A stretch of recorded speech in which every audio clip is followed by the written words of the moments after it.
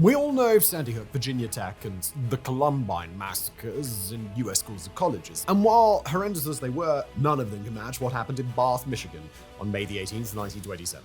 It began as a normal school day, parents kissing their children goodbye, teachers preparing lessons, and students filing into classrooms. Bath was a small, quiet farming town where life moved slowly and predictably. That day, however, something would happen that would rupture that peaceful rhythm forever. It remains the deadliest school massacre in American history, a brutal and twisted tragedy orchestrated by one man, leaving devastation in its wake. In the quiet hours before dawn, Andrew Kehoe, a man who was anything but ordinary, was putting the final pieces of his deadly plan into place. This wasn't a man in a blind rage, acting impulsively. No, this was cold, calculated hatred, anger that had simmered over months, perhaps years, into something monstrous. Kehoe's wrath was directed at the very heart of his community, the Bath Consolidated School. Bath was small, one of those American towns where everyone knew each other. People worked hard, mostly on farms, raising livestock, harvesting crops, and building a modest life for themselves and their families. Communities like Bath were woven tight, not just because of proximity, but because they relied on each other. They shared equipment, weathered tough seasons, and celebrated the small victories of rural life together. Amidst this, the Bath Consolidated School was something new, something ambitious. Built only a few years earlier, it represented hope and progress. This school was a source of pride for Bath, a symbol that the town was investing in its children and their future. For a city like Bath, education was a luxury and a chance to break free from farm life's grueling endless cycles. The school was designed to consolidate several smaller rural schools, bringing children from miles around into one centralized building and offering them a better education. But while the school meant progress for many, it also came with a rather literal cost. Property taxes had risen sharply to fund this new school, hitting the farmers of Bath hard, and for some, it was a burden they could hardly bear. Among them was a man named Andrew Kehoe. Andrew Phillips Kehoe was born in Tecumseh, Michigan, on February 1st, 1872, into a family of 13 children. It was the past, after all. After leaving home, he worked as an electrician for a period, and during this time, Kehoe experienced a severe head injury after a fall, leaving him in a semi-conscious state, or a coma perhaps, for several weeks. Once recovered, though, he returned to Michigan to live on his father's farm. After his mother's passing, Kehoe's father remarried Frances Wilder, a younger widow. On September 17th, 1911, Frances tried to ignite the family's oil stove. The stove exploded, engulfing her in flames. Kehoe attempted to douse the fire with water, but because the flames were fueled by oil, the water only caused the fire to spread faster. Frances suffered fatal burns and passed away the following day. Some neighbors later speculated that Kehoe had intentionally caused the explosion. In 1912, at the age of 40, Kehoe married Ellen Nellie Price, and in 1919, the couple moved to a farm near Bath. While Kehoe was known for being reliable and helping neighbors with odd jobs and volunteer efforts, he was also infamous for his short temper. He once shot a neighbor's dog for barking on his property and killed one of his horses after it failed to meet his expectations. He was a man people tended to keep one eye on, just in case. And Kehoe wasn't just any farmer. He was meticulous, some might say obsessive. He was known around town as a man who took his work seriously. Many described him as a perfectionist with a fixation on control, an almost ruthless pursuit of order. He kept his farm in an immaculate state, often spending more time fixing machinery than actually farming.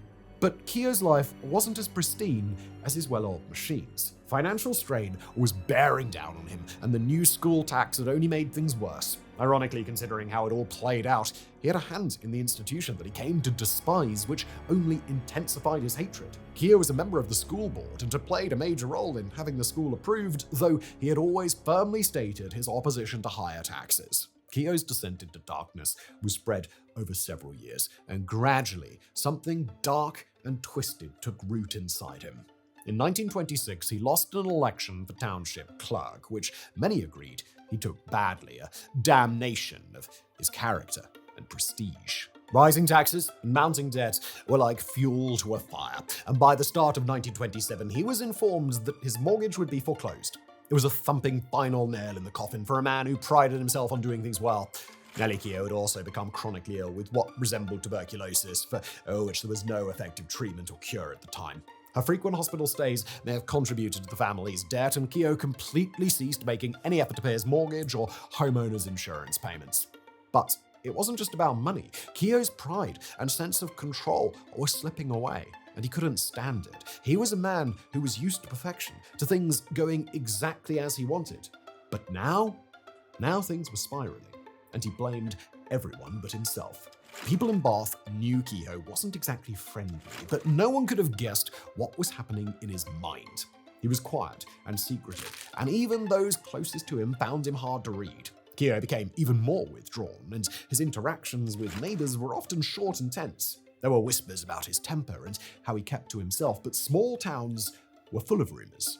No one thought much of it. And to the outside world, he tried to keep up appearances, keeping his farm neat and orderly. But the debt was swallowing him whole behind closed doors, and resentment was morphing into something darker, something vicious, something almost unimaginable. As methodical as he was on his farm, he was equally careful in planning his revenge. This wasn't a man who acted on impulse.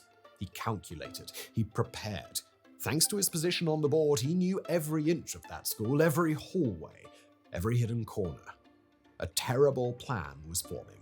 In the months leading up to that fateful day, Kehoe worked slowly and quietly. He'd visit the school under the guise of repairs, saying he was fixing wires, maintaining the furnace, and checking on things that, in his words, needed a man's touch. No one questioned him. After all, he was a school board member, a bit odd, but he was still a trusted figure.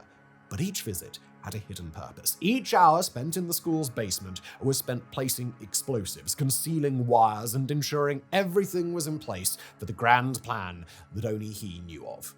Kehoe wasn't just setting up a single bomb. He was building a network, weaving wires and hiding dynamite throughout the school's basement. Hundreds of pounds of explosives were carefully concealed under the floorboards where children sat, oblivious to the horror that lurked just beneath their feet. He left nothing to chance. He wired the explosives to a timer, calculating precisely when they'd detonate. This would be a calculated massacre, one that was designed to inflict maximum pain. After her release from the hospital on May the 16th, Andrew Kehoe murdered his wife, Nellie, and sometime over the next 2 days, he placed her body in a wheelbarrow at the rear of their farm's chicken coop. Her remains were found in a heavily charred condition after Kehoe set fire to the farm buildings on May the 18th. By dawn, May the 18th, 1927, everything was set. The explosives were hidden and wired, and the farm was primed to go up in flames. He drove to the school one last time, setting everything in motion before returning home to wait. On the morning of May the 18th, 1927, children made their way to the Bath Consolidated School, their laughter and chatter filling the hallways as the school day began. A few miles away, a firebomb detonated inside Kehoe's home, raining debris over a huge area. As neighbors arrived to help, they were shocked to see Kehoe driving his truck away from the shattered carcass of the house. He stopped and he said, "You should all get to the school," before speeding away. At 8:45 a.m., the first explosion ripped through the school, a blast so powerful that windows shattered in houses a block away and the ground trembled. The school's south wing was instantly obliterated, reduced to splintered wood, broken glass, and twisted metal. Children and teachers were thrown from their seats, some buried under the rubble, some crushed instantly. The survivors were left disorientated, struggling to comprehend the sudden chaos, dust, and smoke filling the air. The initial shock was overwhelming, but within moments, panic set in. Parents, hearing the blast from across town, rushed toward the school, their hearts pounding with fear, desperate to reach their children. Teachers, still reeling from the explosion, scrambled to help the injured, pulling children from the wreckage, comforting the terrified, and calling for help. The scene was a nightmarish mix of blood, smoke, and broken bodies. Townspeople and anyone within earshot joined the rescue, clawing through the debris with their bare hands, desperate to find the children and the staff who lay buried within. As the rescue attempts were ongoing, Andrew Kehoe arrived on the scene. He saw the panic, the grief, and the raw horror on the faces of parents, teachers, and first responders as they fought to save lives. But he wasn't done. His truck was loaded with even more explosives and metal shrapnel intended to maim and kill. A second wave of hell was about to hit. In a final, monstrous act, Kehoe triggered the explosives in his truck, reportedly after getting into a heated exchange with Superintendent Emery Hoyek, who he had summoned over. The blast killed both men instantly, along with several others nearby. The final act of violence was complete, a second calculated blow designed to inflict as much suffering as possible, even in his own death. When the smoke cleared, Bath was left with a sight that no one should ever have to witness. The bodies of 38 children, aged 7 to 14, lay among the rubble, along with 6 adults who had perished in the blast. Another 58 had been injured. It was an almost unbearable loss for a town as small as Bath, and yet it could have been even worse. During the rescue and recovery efforts, searchers discovered a further 230 kilograms or 500 pounds of explosives beneath the south wing of the school that had failed to go off. All were placed within 6 lengths of eaves-through pipe, 3 bamboo fishing rods, and what was described as windmill rods secured in the basement ceiling. Nearly every family had been touched by the tragedy. Almost an entire generation of children had gone in an instant. The heart of the town had been ripped out, and in its place was a raw, aching wound. Families buried their children side by side in funerals that stretched on for days. The surviving children, many of whom had lost siblings and friends, were left badly traumatized, struggling to comprehend the horror they'd witnessed. Parents who had raced to the scene that morning only to find the lifeless bodies of their children were left with memories that would haunt them forever. The community was broken, shattered not just by the violence, but by the knowledge that it had come from one of their own.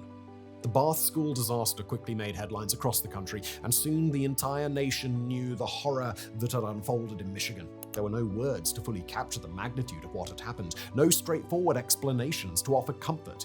People wanted to understand how someone could harbor such hatred, such cold-blooded cruelty, but there were no answers. Andrew Kehoe had left no note, no confession. It left only carnage. And in the days and weeks that followed, the people of Bath began the slow, painful process of rebuilding, both physically and emotionally. They cleared the school's rubble, but the scars ran far deeper than any pile of debris could show. Memorials were set up, and a new school was eventually built. But the memory of that day, the children who had never come home, lingered in every corner of the town. This was Andrew Kehoe's legacy, a legacy of loss, horror, and a town forever changed by one man's unimaginable rage. Bath, Michigan, had become an unwilling witness to the darkest depths of human anger. Some have speculated about Kehoe's mental state, wondering if he suffered from undiagnosed mental illness or personality disorders. Could his head injury from years before provide some kind of explanation? His actions, the cold, calculated nature of his plan, suggest a deeply disturbed mind. But in the 1920s, mental health was scarcely understood, much less discussed openly. We'll never know for certain what was going on in his mind, what shadows he harbored in his thoughts, or whether any intervention could have stopped him. More than 90 years later, this remains the worst attack on a school in US history. In total, 45 people lost their lives at the hands of Kehoe, including his wife and a young girl who died several months later during hip surgery. A horrifying, shocking tale of what can happen when madness, murderous rage, revenge, and cold-blooded precision merge.